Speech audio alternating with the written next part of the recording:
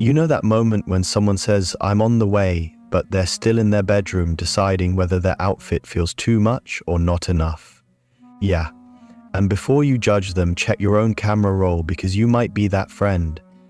Somehow the clock says 8 o'clock, but your brain keeps insisting it's basically 7:40. You're half ready, half confused, and fully convinced you can still pull off an on-time arrival if the universe is extremely generous today. But here's where psychology crashes the party.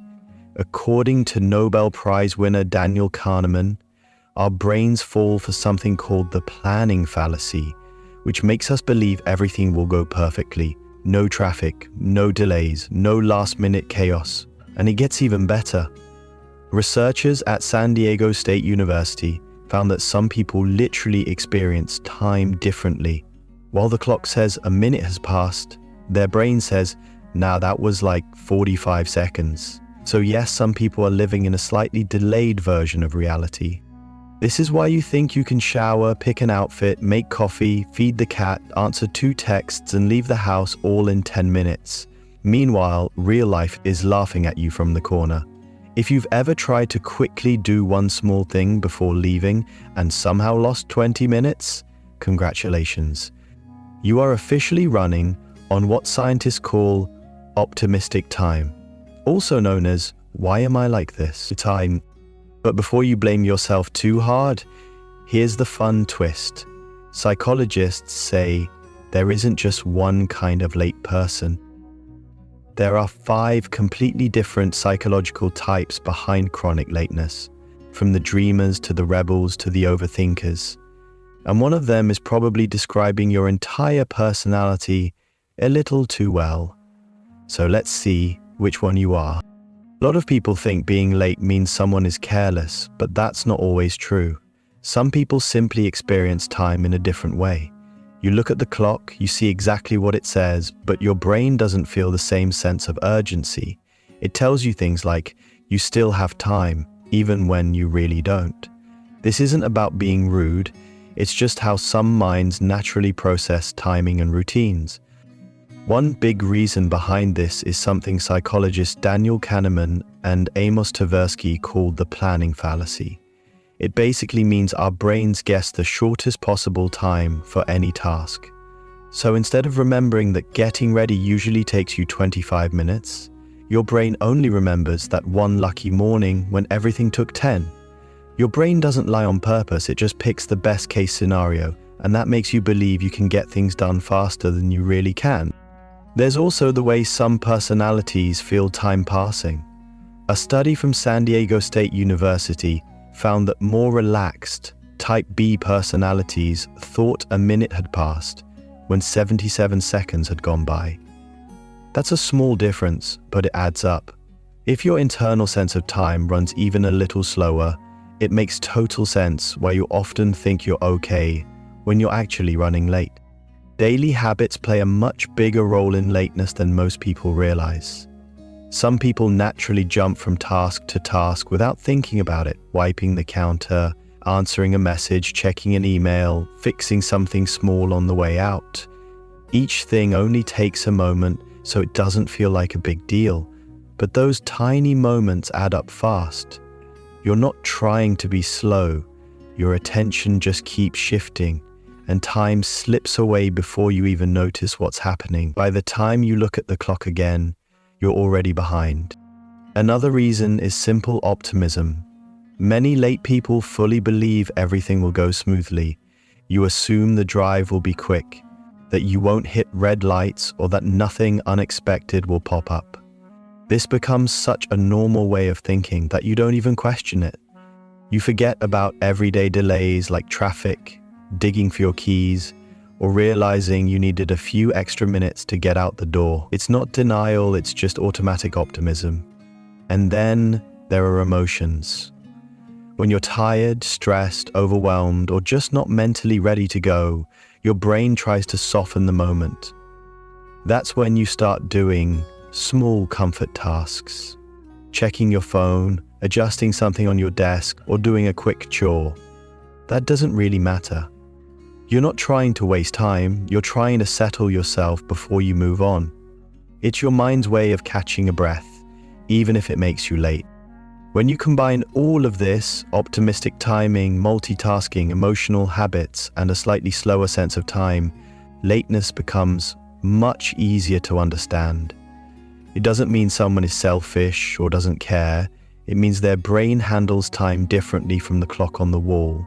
And once you understand that, it becomes much easier to figure out what to change and how to work with the way your mind naturally operates.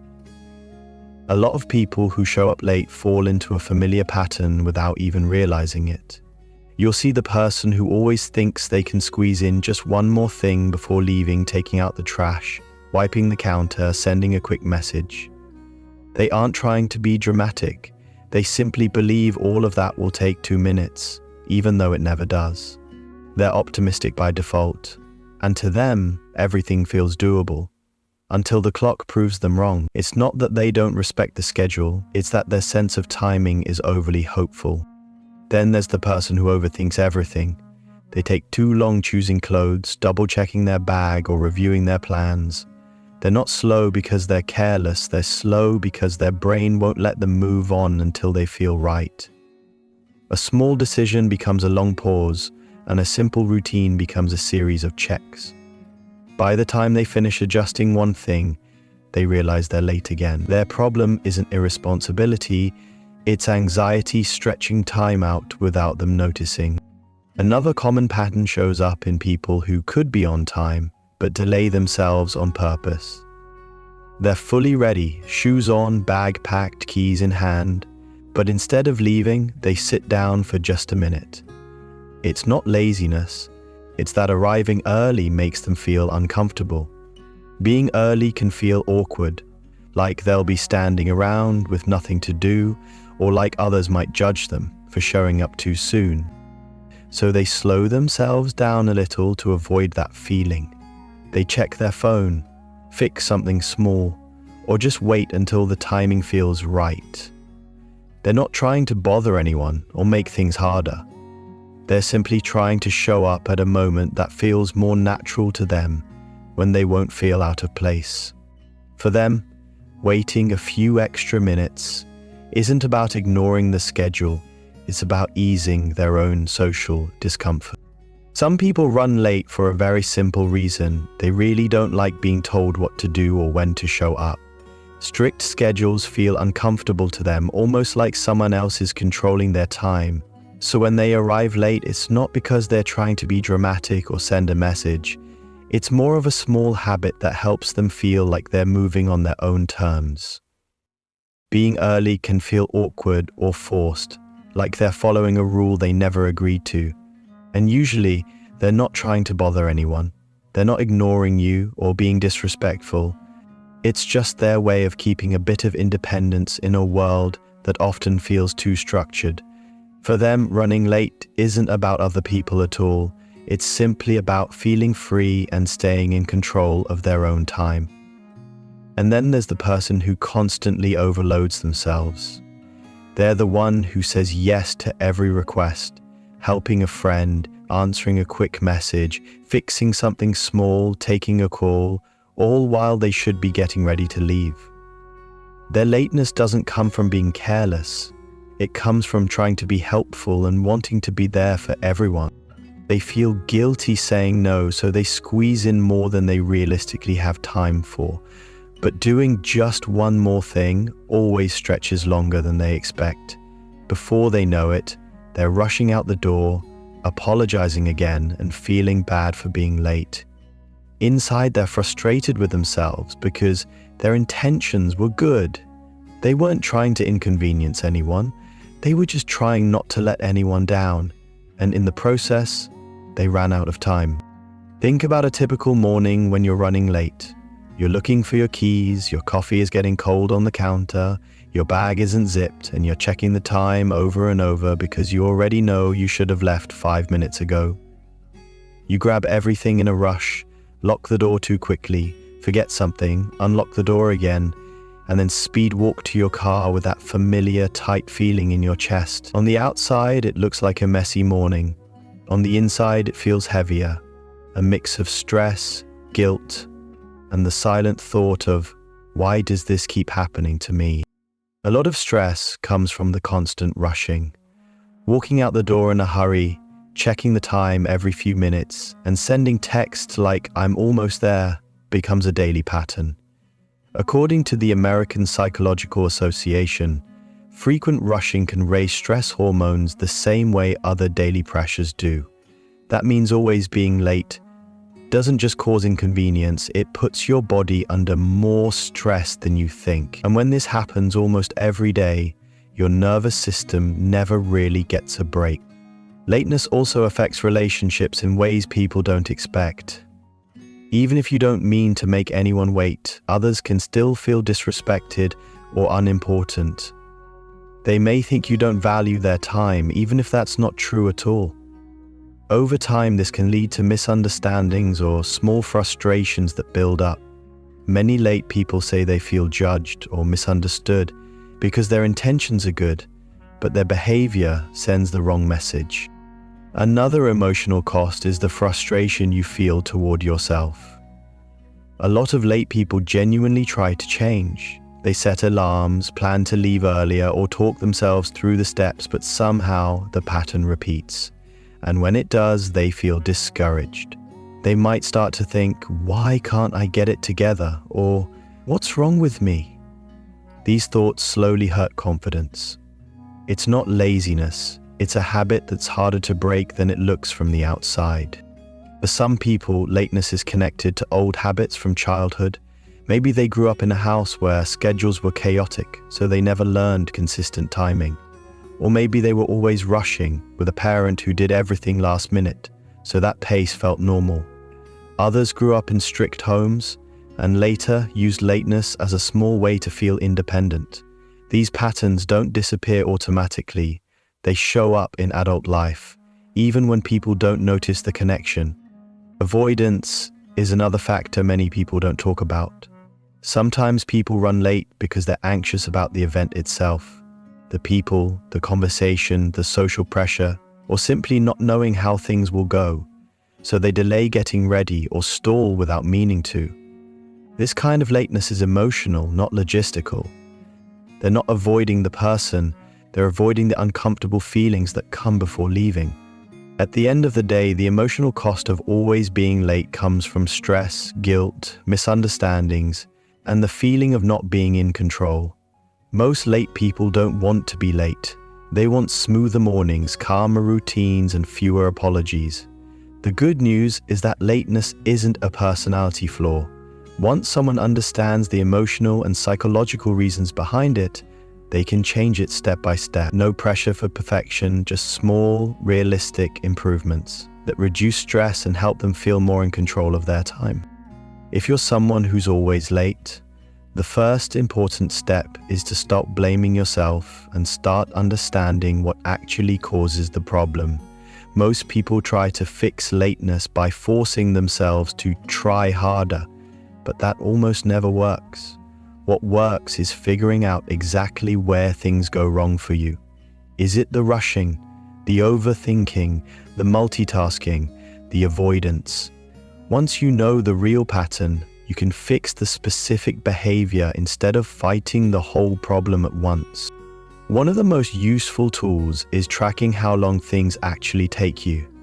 Not how long you think they take. Not how long they take on your best days. The real numbers. You can do this for a week with simple notes on your phone. How long you take to get ready, to drive to work, to gather your things, to eat breakfast. Most people are surprised by the results. This step matters because your brain tends to underestimate everything. When you see the real timing written down, planning becomes much easier and more accurate. Another practical strategy is to stop relying on one alarm. One alarm only tells you when you're supposed to leave.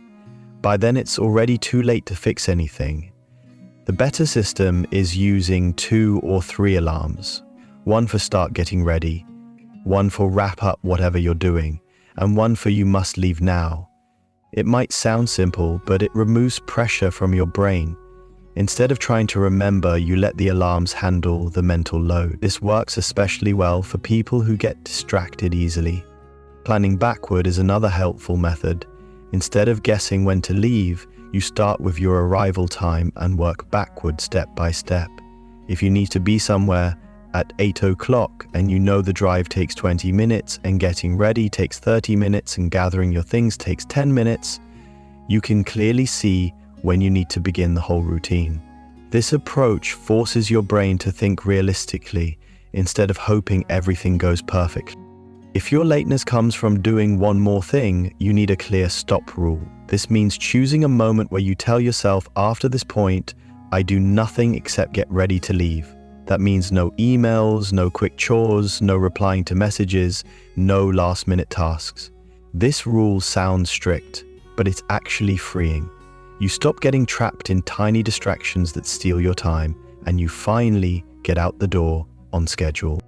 For people whose lateness is tied to stress or avoidance, the key is to make the moment of leaving less overwhelming. That might mean preparing your clothes the night before, packing your bag early, or giving yourself extra time so you're not walking into a situation feeling rushed or anxious. When your brain feels safe and prepared, it doesn't stall as much. You can also use simple grounding techniques, a few deep breaths, a short pause to help yourself transition instead of avoiding the moment you need to leave. The goal isn't to become someone who's perfectly on time every single day. That's unrealistic for anyone. The real goal is to reduce the stress, the guilt, and the last-minute chaos so your day feels calmer and more manageable.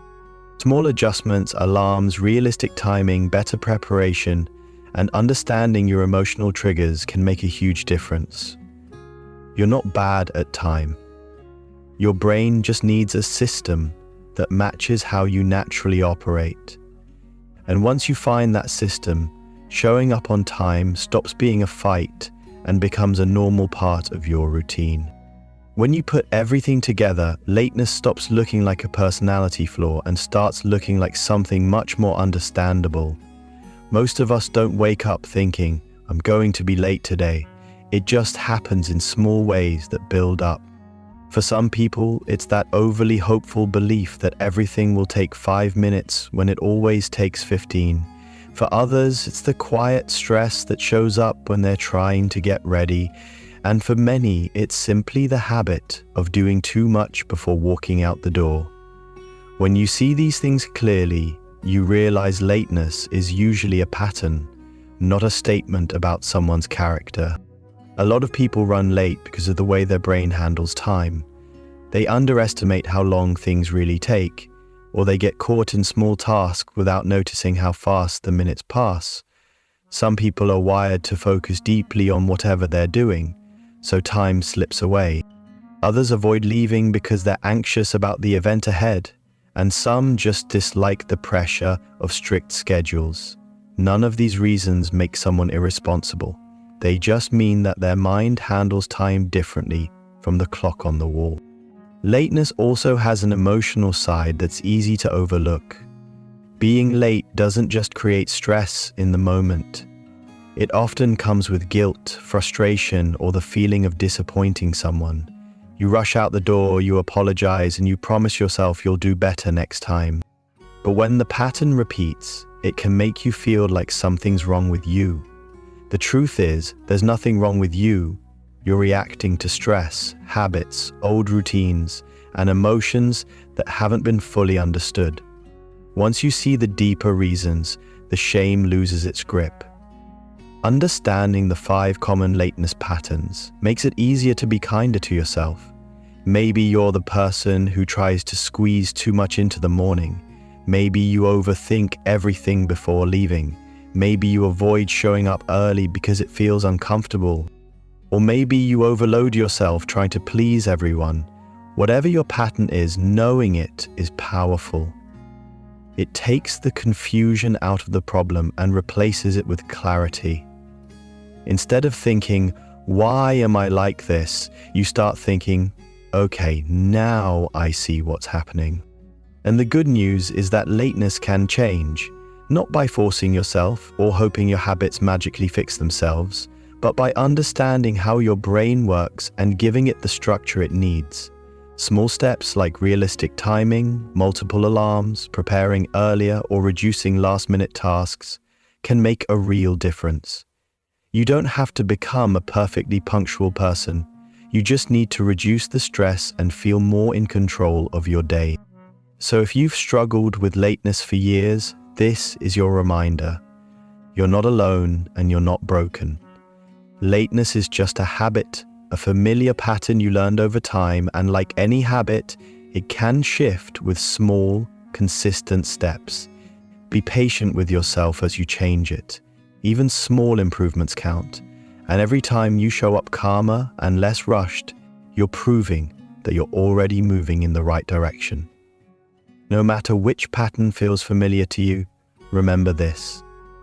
Lateness is something you can understand and gently work through, not something you have to be ashamed of.